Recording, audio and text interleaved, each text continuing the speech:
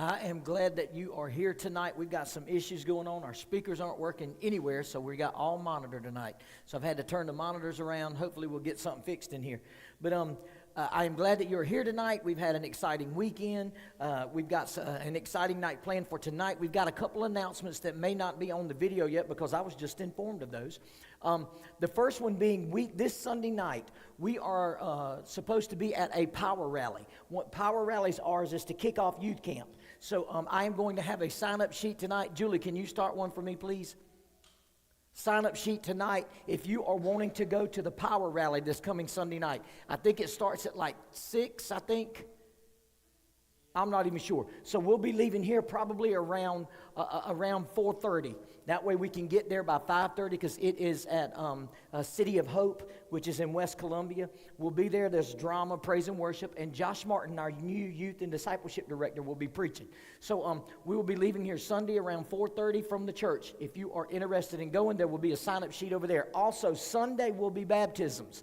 So the pastor said if you would like to be baptized and you have not been baptized, you can sign up at the information booth, all right? So if you are wanting to be baptized, make sure that you sign up at the information booth, all right? Any questions? All right, roll our video.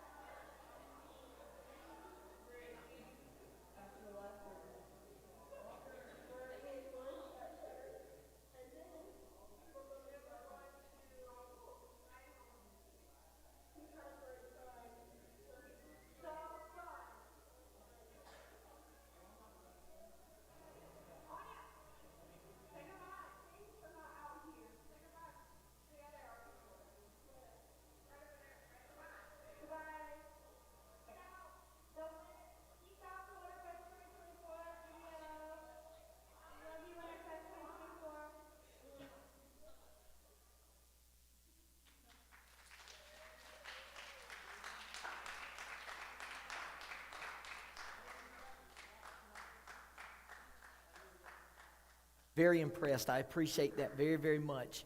I want to say this real quick before we get started. I've been on this Winterfest board for like 19 years. This is probably the smoothest Winterfest I believe we have ever had. And I just want to tell my youth leaders, y'all were freaking phenomenal. Usually Julie's calling and say, I'm about to, whatever. Not a single one. The peace that was given, because if I showed y'all the steps that I got this weekend, the amount of sleep that I didn't get, and to be honest, it's well worth it. Saturday night's probably the best sermon on the Holy Spirit I've ever heard in my life from Javen Chavez. Which, by the way, y'all, he is hilarious off stage. I'm not joking. That joker is funny. But I think what caught me the most off guard was Amanda Krabs Sunday morning. That's the first time I'd ever heard her preach, just to be honest. And I mean, chick started in fifth gear. And I mean, she just threw everything out there. And I was very, very impressed with, from start to finish, everything. But that is attributed to the youth leaders. You guys were phenomenal. Students, you made it easy. You were phenomenal this weekend. I had quite a few that said, hey man, your kids with the stand church on, they've done pretty good. I actually had one tell me, said, your group's rude. Hold on. Your group is awfully rude. And then he started laughing because apparently he ran into Mike. And he ran into Mike or whatever, and they were talking a little bit, and he said, what church are you with? He said, we're with Bethesda and something. He goes, Neil DeBose? He's from Florida. He's from like Tampa, Florida, or whatever, Ben Pridgeon. And so he was picking, I was like, what did they do? I was thinking, he says, nah, I'm just playing. That kind of thing. So I want you to know from me, I appreciate that more than you know, of how you behaved, the way you reacted in church services, the way you were involved, the way the youth leaders carried on. And I had a praise and worship thing set up because I was giving the band, they're not playing tonight because it was supposed to be small groups. But I thought, you know what? No, because something has stirred in my spirit, and this is why. I was told the story of and this happened through Winterfest, but this is not just for anybody who went to Winterfest. This is for us as a group, because this is becoming our mantra, or whatever you want to call it. So today's message kind of came out of this past weekend, though, at Winterfest. There was a group of girls that just started saying, locked in. Locked in. And I know I've heard this all my life. It's funny how things come back around. Y'all, locked in was a big term in the 80s. It really was. It was just one of those, man, I'm locked in. And you'd be like, man, shut up. And after a while, and what's funny is I heard it from a sports standpoint. My coach used to pick at me about being locked in, because if you haven't noticed, I have focus issues. And so every coach would tell me, boy, you need to lock in. Bump you, whatever. And I get it. And it was, when you have trouble seeing a pitch, I want y'all to understand, there's your baseball lesson for tonight. When they tell you as a hitter what you need, this is, any of you guys playing baseball, you need to listen to this. Here, this will make you a better hitter. They tell you, if you're struggling seeing the ball, because I grew up where every single ball in the bucket had a letter on it. The coach would grab it, he's throwing you a pitch, and you have to tell him A, C, F, to make sure you're seeing the ball, because they don't do this anymore, which is why batting averages as a whole across America, because we don't teach this stuff anymore. So they're teaching you to see it. Sometimes he'd spell a word, and you'd have to tell him what the word was after 3 pitches. Cat, hat, whatever, making sure you see the ball. And they would say, why are you not seeing the ball? Now, it don't work so much for girls softball, because it's a whole different angle. But for baseball, they'll tell you, focus on the logo of a guy's hat. Because if he's pitching with proper mechanics, a pitcher's he's going to come set. And then he's going to turn. And when he turns, he's from up here. And it's easy to go from the logo to the ball to see the pitch coming. And so you get locked in. And they would tell you, lock in. When you're in the box, make sure you're locked in. So when that pitch comes, to swing your hips through, get the ball, whatever. And so you have to be locked in. And I heard it from a sports standpoint, and that's what spoke to me. But then when the girls mentioned that, they were like locked in. I wasn't there for that, which a whole nother thing. I love Winterfest and I hate Winterfest at the same time. And here's why. I hate the fact that I'm not with you guys.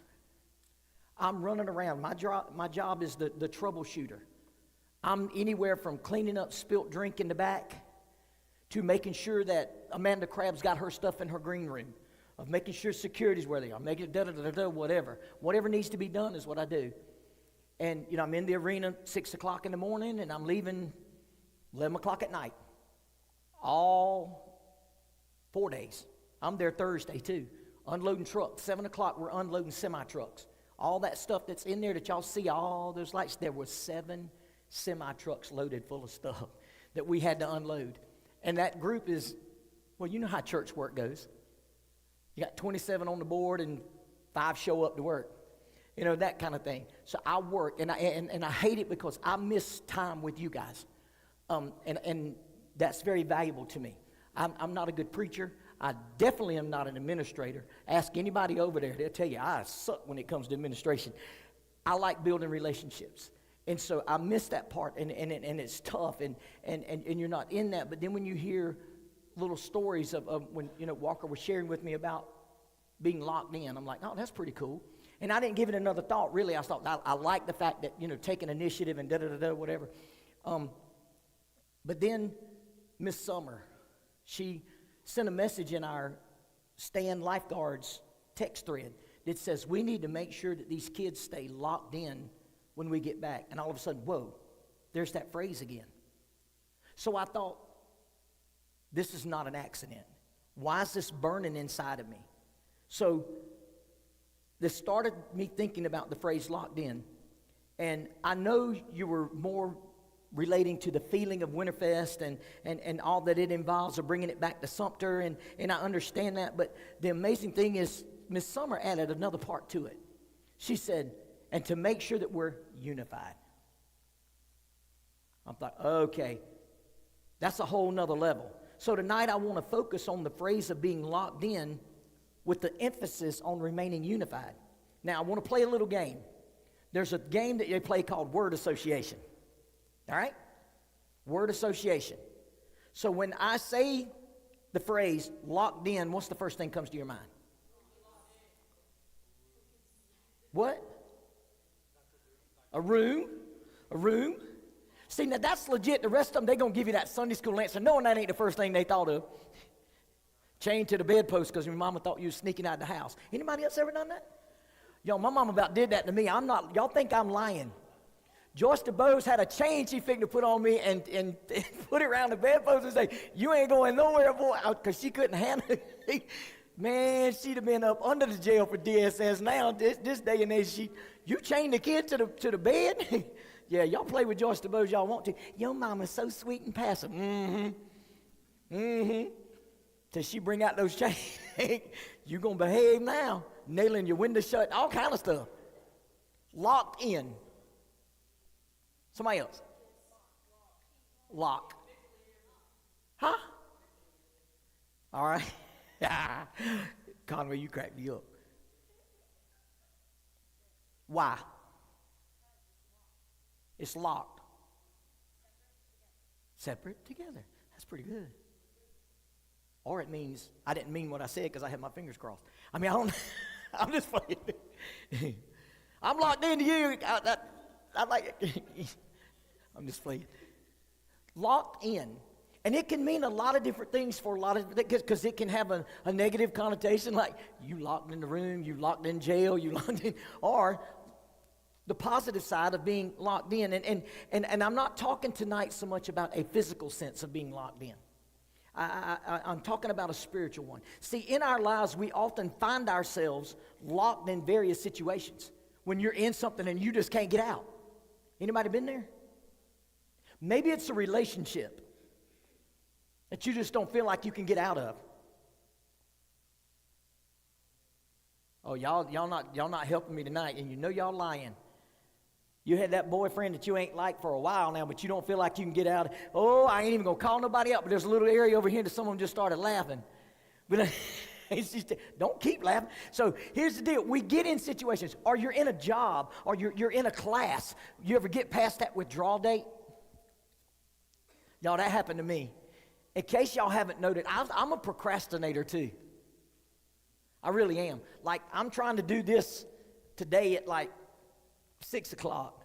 Thank God Josh Coleman and Hunter and them came in the room, because I was like, Y'all, I am not Tim the Tool Man Taylor. I just ain't. I can hold that board, but I'm the one that drilled that. Man, why's my finger about gone? You don't need to be playing with power tools. I get it. So I'm a procrastinator. And I would be that guy in college that they'd be like, why didn't you withdraw from this class? Man, I forgot. I'm a day late. Now I'm stuck. I'm locked in. I'm locked into a F. I know that. Excuse me, y'all nerds. Y'all all got A's. Well, good for y'all. I didn't. But you get locked in and you get past that day to where you can't get there. We usually get locked into something. But here's the thing.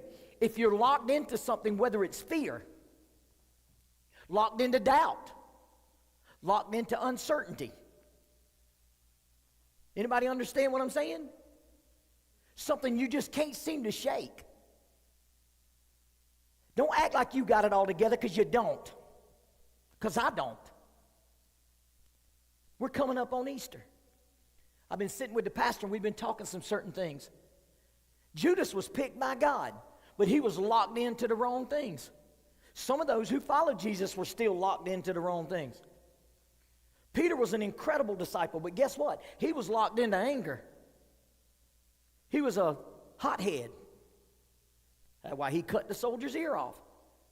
That's what I told y'all. The first time I remember watching Billy Graham's big thing he had about Jesus that was everywhere, man, I was a little kid, and all I can remember is that if I would have been during the Bible times, everybody in here would be going to hell, because I'd have tried my best to stop the crucifixion. We get locked into certain things. And so the thing is, our faith in God, though, we can find strength in that. There's a peace that comes in that, knowing that we are locked in to the embrace of God. Ever been locked into a hug that just felt incredible, but you couldn't get loose? Y'all, there was a kid that was in this youth ministry years ago. In fact, Cicely might remember him, Julie might remember, but we called him Hooch. Yeah, in fact, Jimmy, wasn't he in your room at Winterfest? Hooch was huge. Hooch is still huge. He's a line coach for football at Crestwood High School right now. But Hooch, I ran into him this past football season. I'm on the sideline. Now Hooch comes around, and he just grabs me in a bear hug from behind. Y'all, my eyes went black. He squeezed so hard. You know, and it's one of those, man, turn me loose, you can't do nothing. Man, you talk about being locked in. It didn't matter what was I going to do. I wasn't a thing I could do but just say, please let me go. That's all you can do at that point. That joker was big. And I thought about things of my life that I've been locked into, and they were because of me. Because of me. But imagine being locked into the embrace of God. Nothing can separate you from the love of God which is in Christ Jesus. That's Scripture. Nothing can separate you. But you can choose to walk away. And that's on you. So being locked in is a state of mind, and it's also your determination of what keeps you there. In fact, Psalms chapter 133. Psalms 133, verse 1 and 2. Verse 1 says, behold, how good and how pleasant it is for brethren to dwell together in unity. Verse 2 says, it is like the precious oil upon the head, running down on the beard of Aaron, running down on the edge of his garments. Verse 1 talks about unity. Unity it's a nice concept.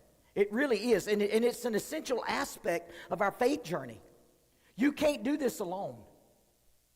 People that want to play the Lone Ranger in a Christian life are going to fail, I promise you.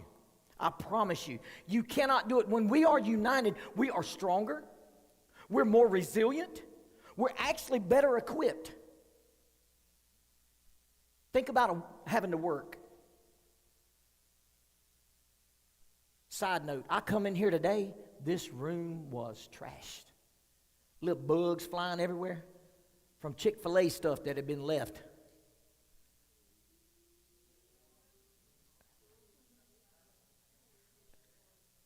Y'all, I come in, a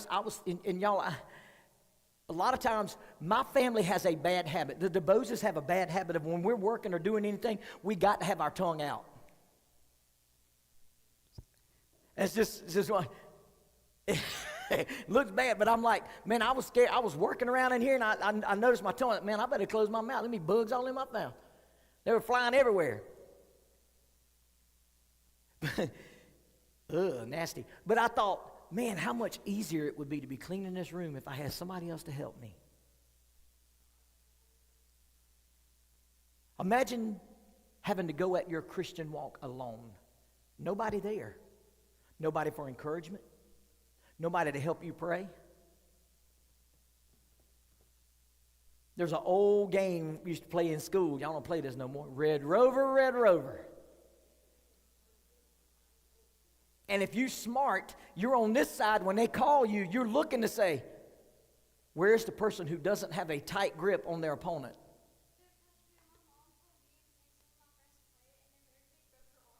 See, that's that's great. That's exactly what I'm talking about. When you find that one that's not linked together with somebody, they wind up with a broke arm. That's funny. But don't laugh, because that was your mama that broke her arm, right? Don't laugh. But you see what I'm saying? You find the one. There's my punk. You know what I'm saying? And that's what we do. When you are locked tightly with somebody, when you are locked in, they're not getting through. You're not going to run to somebody that looks like Hooch. Y'all, I'll never forget one of the first African-American kids to ever go to PD youth camp. I took Josh and Joe Sims. They were twins from Crestwood. Crestwood used to be huge in here. And they were, in fact, one of them holds the weightlifting record for South Carolina now in high school. They were beasts, both of them. Man, I'd have hated to have been their grandmama to have to feed them jokers on me, because both of them was like 300 pounds plus. Both of them. But I'll never forget that we were playing, they had room against room at PD camp, and they had tug of war. And Josh is like, there's 12 in that room and 12 in this room, and I knew we were going to win, so I'm talking trash. You know how it goes, because I was at council that year. I was like, we got y'all. Joe, and it was Joe or Josh, I can't remember, but one of them said, I don't need y'all's help. He tied that rope around his waist and pulled all 12 from the other room. He just got down and just started pulling them. They were all pulling. And I watched, and then he says, man, that was tough, but he got them in the pit. But I thought, how much easier would that have been if we'd have just put Joe there too, and he loops it around him too? But then I thought, you know what? If I would have been on there, man, I'd have looked like he doing the work, but I'm pulling. I got you, punk, and I didn't do nothing. There's strength in numbers when you are unified together. But here's the thing. This is an age-old war strategy. Divide and conquer. You ever heard that? It works in any sport. If I can get you arguing in basketball, when one teammate's arguing with the other, it's not going to work. It's just not going to work. And you have to be there. So I want to explore this locked in with unity. It requires commitment, dedication. So I thought about this and how to be, and this is the illustration that I come up with.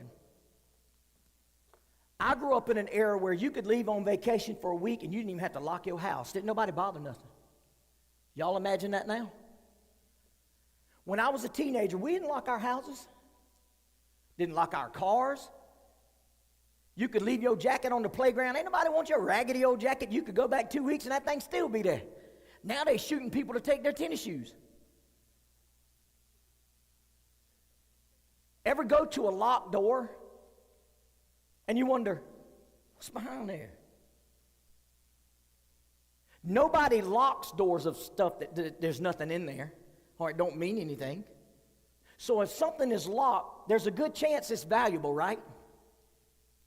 So I thought about, there's a door in all of our life that we have. You're on the other side of that door. You are valuable. You're valuable. The devil's after every single one of you in this room. That's his job. Don't get mad with the devil. I grew up in a church where they would testify like that too. I'm so mad with the devil. He's been fighting me all week long. Why are you mad? That's what he's supposed to do. He's doing his job. If you do yours, you won't have no problems. But here's the deal. You are valuable. Every one of you in here. You're valuable. You're on the other side of this door. There is a door. An effective door is what the word tells us. There's a door that has to be opened in your life. You can't let the good things out unless you open up and allow it to happen. So let's just say you're on the other side of this door. This is value right here. So you being on the other side, being very valuable, it's locked.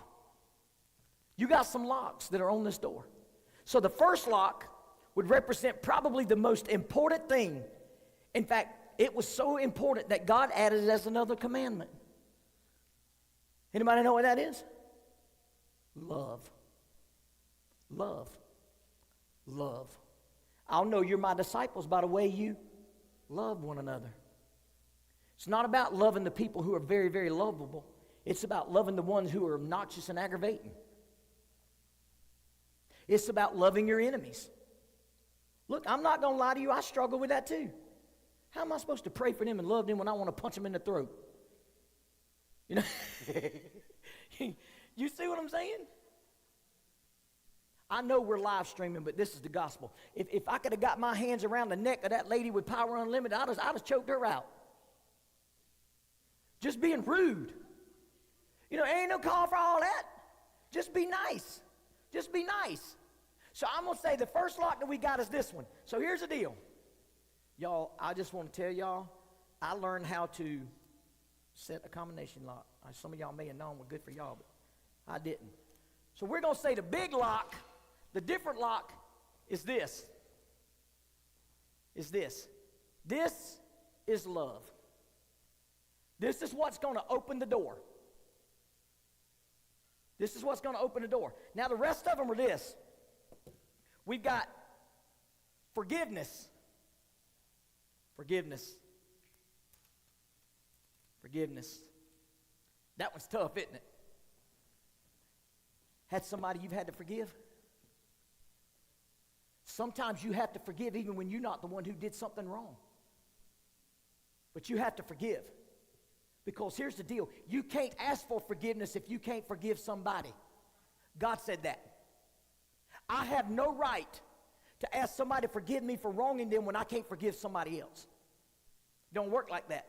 So you got forgiveness. Then how about this one? Humility. Oh, shoot. I've actually heard a preacher say this. Y'all, Al Sims picks like this all the time because we know this same guy that actually said this. Y'all, I am so thankful that God has made me a humble person. I'm one of the most humble people I know. Now, he said it for real, and he meant it for real, but I'm looking at the preacher, and the preacher's, y'all, this is one of the preacher's favorite sayings to me, if y'all didn't notice. He'll actually text me in the middle of a counseling session. He'll say, Neil, fix your face. Meaning, when that guy said it, I'm like, I'm one of the most humble people I know. Really? Good for you, you know, that kind of thing. Humility's a tough thing. If you're a humble person, you really don't have to tell people you're humble. You know, it's kind of like the people that really know how to play sports don't tell you. They'll show you. Right?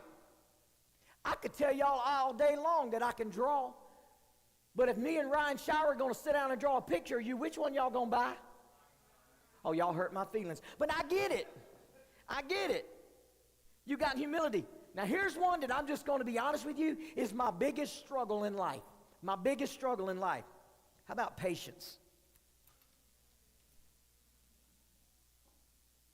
Huh? Y'all patient people? Who in here would consider themselves a patient person? Put your hand down, you lying. Now, I would say, Ryan, I can believe that from you. I can believe that. Hold on. Todd, Tyler says he's patient. You think? He's pretty patient? You think you are? Sometimes. Put your hand down. Conway, ain't no way you patient. If I call Miss Danielle right now, she'd say, that boy lying. You better come to the altar. I'm just playing. Y'all, I am one of the most impatient people you'll meet. Bobby, you lying too. I've heard you tell y'all, Mama, come on, hurry up. I've heard that. Huh? Y'all, I'm going to tell you, I'm one of the most impatient people you'll ever meet. I struggle. I'm not going to lie. I struggle. So patience is there. Then, how about this one? Understanding.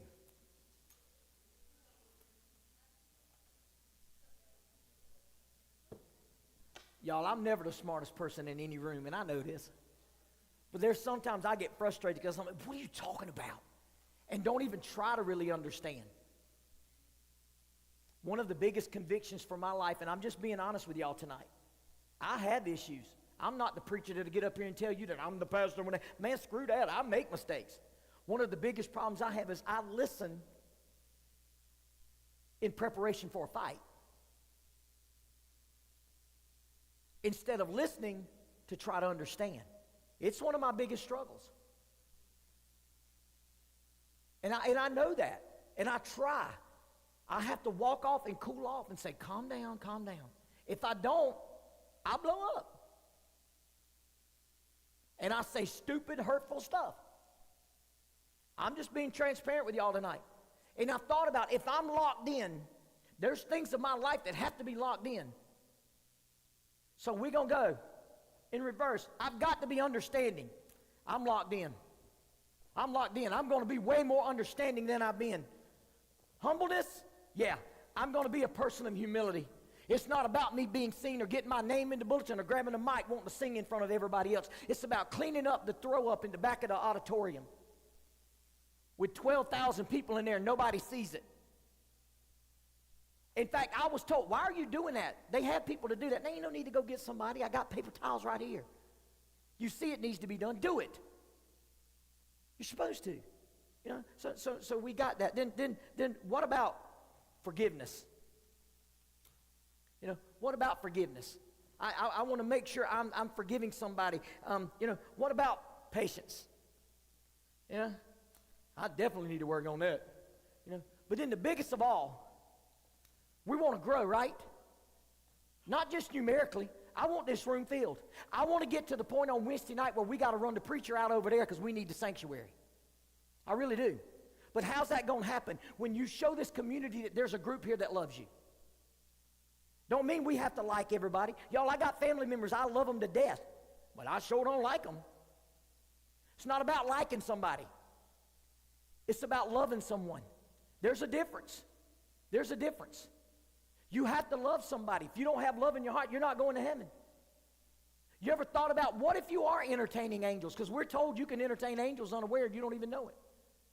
What if you're rude to somebody and God sent them as an angel just to see how you were going to react? One of the most convicting things for me came from a student that was in this room that made the statement. She was talking about Allie. And she said, you know, we're all going to be made whole when we get to heaven. What if we get to heaven and Allie walks up to you and says, I just want you to know, I heard you when you were talking ugly about me and making fun of me. Or what if Allie walks up to you and says, can I tell you thank you for hugging me every single time at church? Because you don't know. You have no idea. I shared with our Winterfest board, I did a little devotion thing, and I was just talking about paying attention and being involved. I said, I don't know what it's going to be like when we get to heaven, but what if we get to heaven? Well, this all started when I got a text message that says, hey, I just want you to know that I appreciate everybody who gave 1 red cent to help make up the dollars that helped get me to Winterfest, because I didn't have the money to come, and I want you to know I appreciate that. And it got me thinking, man, every single penny that we sow into ministry, God keeps records of. Because I've heard all my life, God keeps good records. What if we get to heaven and we're in the judgment line and God hands you a folder, and in that folder is the names of every single person who invested 1 cent into your life? Not necessarily with money, but even with time, even with the word from the Lord. Maybe even just 1 prayer, but invested into your life. What if somebody came up to you and said, I thought you were my friend. Your name's not in my folder. Y'all, these were my late night thoughts. Laying in the hotel room. Man. I want you to hear my heart. I hope there's not a single person that has come through this ministry in the last 25 years that my name's not in their folder.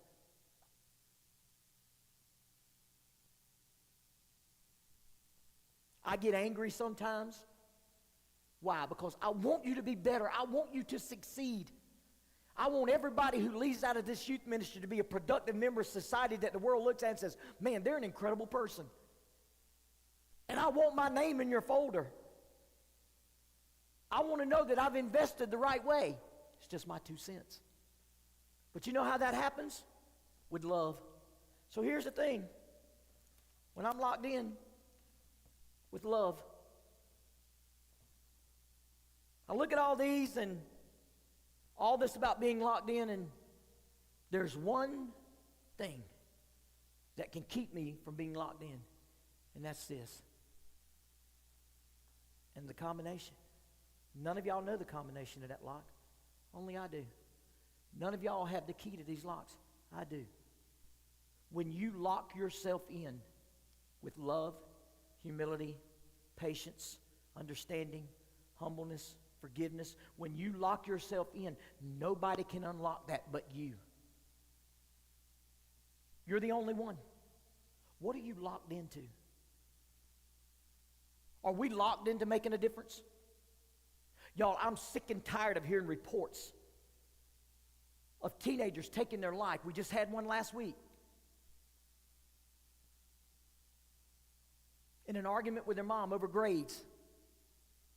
Right, Jimmy? And really? Are we locked into making a difference?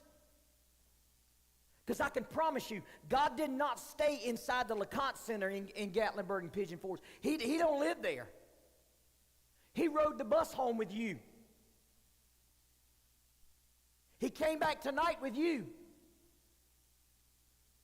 Why do we not worship here the way we worship there? I'm going to tell you right now, if anybody in this church ever says anything to you about the way you worship, you send them to me.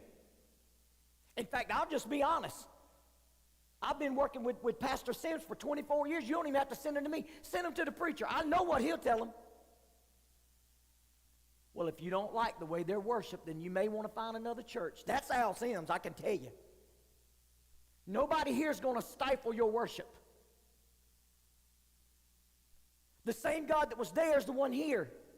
Now, granted, we ain't got Belonging Company and Power Unlimited and them leading us into worship, and you ain't got Jabin Chavez and Amanda Crabb preaching. I understand that. But it's the same God that gave them the word that gives everybody else around here. Same one that gives you the word. What are we doing with it? What are you locked into? So I want you to take comfort in the fact that when you're locked in with God, who is your refuge and your strength, you can trust in his promises. Back to our verse. Psalms 133. Verses 1 and 2. I want you to listen. Behold how good and how pleasant it is for brethren to dwell together in unity. It is like the precious oil upon the head running down on the beard of Aaron, which was a priest, running down on the edge of his garments. The beauty in this psalm, it paints a picture of unity that's incredible. So I want to ask you this. Are there areas in your life that we can do better with unity? Are there locks that need unlocking within your heart? What is it you need to work on? We have got to commit ourselves to the pursuit of unity. Period. Walker, if you'll start some of that music, I want to move into the altar, but I want you to understand something. This Winterfest was probably the most amazing Winterfest that we've had as far as administrative and logistics, and it changed the whole attitude, to be honest, of students. Leaders were in tune. Leaders were at peace. Everything was at peace. All that comes about because of unity. Unity. Being together.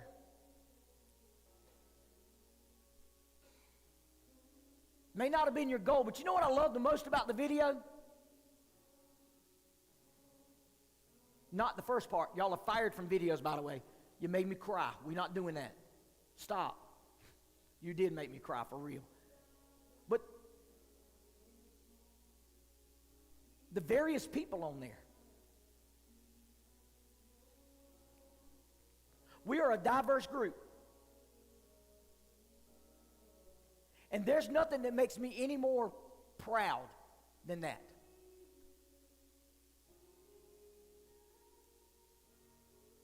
So it doesn't matter.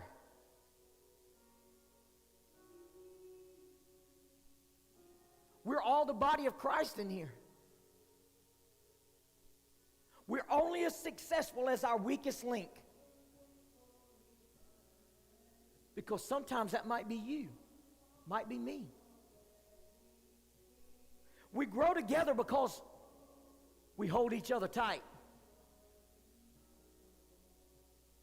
When we really start linking arms as a group,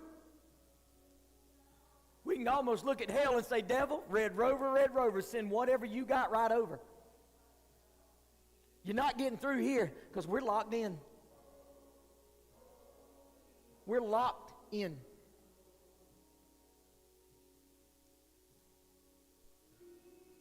I was asked a question this weekend. How many more years you think you got in you? I will say this.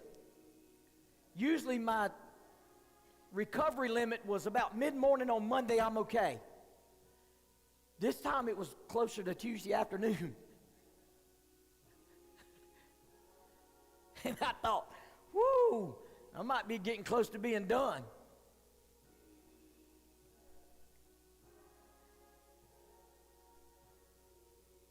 But then you start getting text messages and you see a video and it's just that shot in the arm that says, you guys are amazing.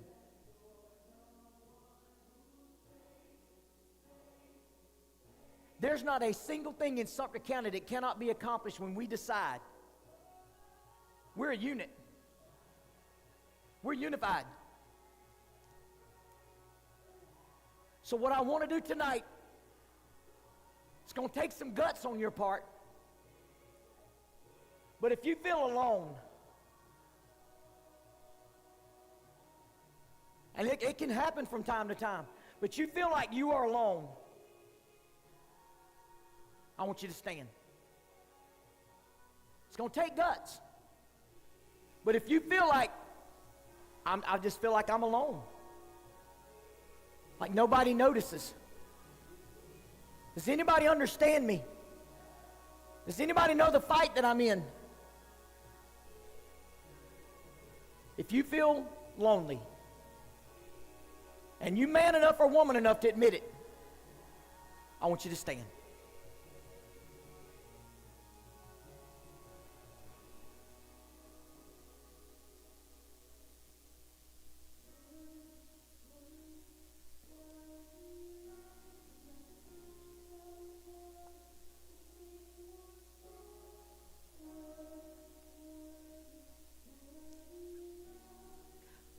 I have struggled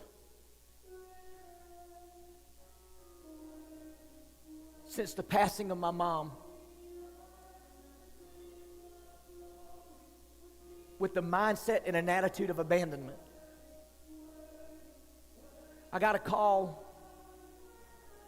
I don't know, a few months ago from a cousin that I hadn't seen in I don't know how long, lives in Greenwood, and he said, hey, my son's getting married, I want you to do the wedding. Man, I'd love to. So I met them last night in Columbia. And we were sitting there and we were talking about stuff and he just asked, have you heard from so-and-so? I was like, Jeff, I'll be honest. I feel completely abandoned by what was the strongest unit of my life. I grew up, all the boy cousins would sleep in the closet every Christmas. I'm talking 17-year-old boys, there'd be 8 of us in the closet. Just cutting up, playing, picking all night long. Fireworks wars. Somebody going to the emergency room every year. Loved it. But it's like when mom passed, I haven't heard from, I've got one uncle that I hear from. I don't hear from anybody else. On that side of the family, I got 27 cousins and I hear from about 3 of them. That's it. Abandonment. in the midst of something big and being a part of something big, still feel alone. That is the biggest weapon the devil uses.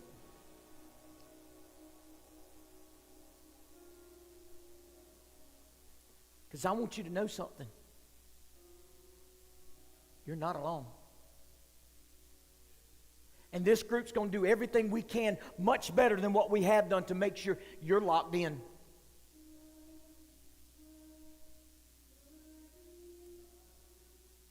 I have failed with a lot of that. I'm just being honest.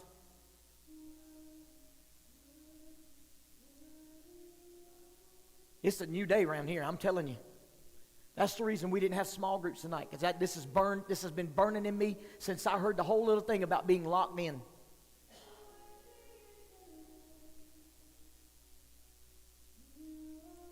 I want you guys to come forward. Just gather around up here.